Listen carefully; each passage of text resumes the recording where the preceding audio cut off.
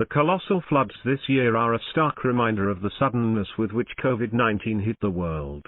The virus paralyzed mobility and disrupted the economy, triggering fear and uncertainty in the lives of everyone. People with existing health problems faced a higher risk, and those with multiple health problems could not survive the shock. The climate-induced hydro-meteorological disaster that hit the southern part of Pakistan had similar shock value.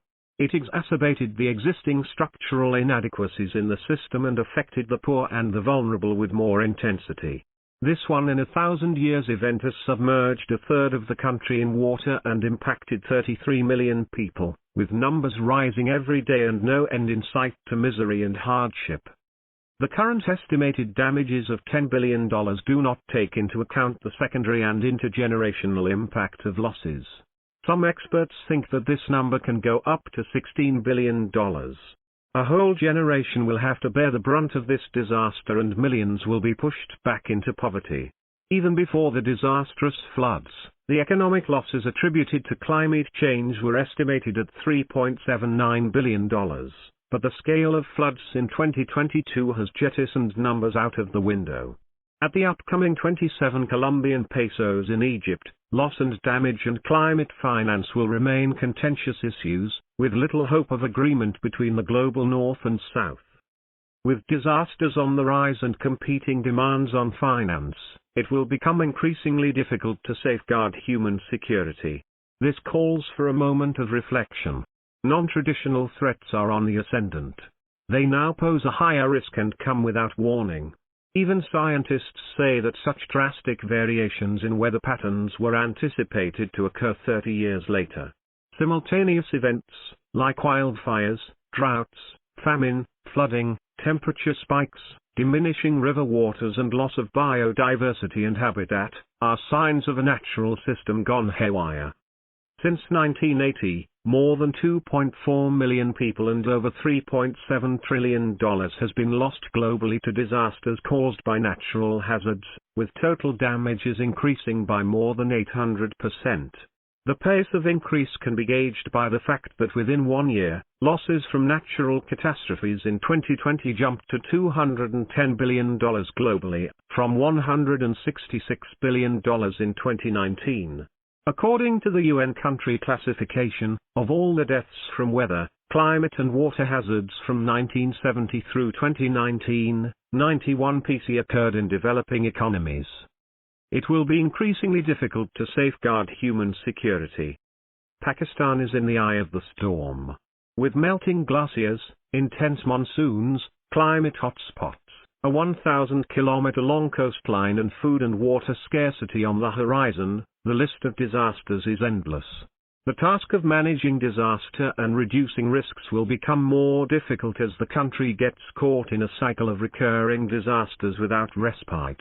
It is estimated that the number of people in need of humanitarian assistance globally as a result of climate-induced disasters could go beyond 200 meters annually by 2030. Under a pessimistic scenario, the price tag for financial assistance could go as high as $20 billion per year by 2030. The unexpected acceleration in climate change could displace 140 million people within countries by 2050, adding stressors on urban centers and making cities unlivable and unsafe. As the fifth most vulnerable country to climate shocks, Pakistan's current population of 225 meters, with an estimated 40 PC living in areas at risk of 4 PC to 5 PC decline in quality of life by 2030, stands on the edge of a precipice. Climate changes will increase rural poverty and cause significant losses to GDP, setting in motion a series of cascading impacts that will destroy livelihoods and have a crippling effect on the economy and supply chains. Vulnerability is the result of a constellation of factors that push a country towards the tipping point. Climate calamities, hitting us at a time when we are politically fragmented, socially polarized and economically weak, are compounding the crisis and increasing vulnerability. Keeping an eye on the current crisis and future fragilities, it is important to plot a stabilization strategy. We live in an interconnected world where independence is only a theoretical construct that defines the geographical boundaries of a country. For transformative resilience, We need critical shifts in perspective to integrate codependence, connectivity and communication into planning within and across borders. It is time to take stock of past performance and future preparedness to cope with challenges that include physical risks, economic uncertainties, declining social indicators and climate hazards. The monster floods of 2022 should serve as a wake-up call for course correction.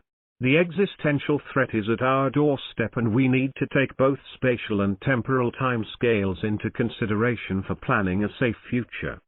The writer is Chief Executive of Civil Society Coalition for Climate Change. 𝐂𝐨𝐝𝐞@csccc.org.park. Published in Dawn, September 18, 2022.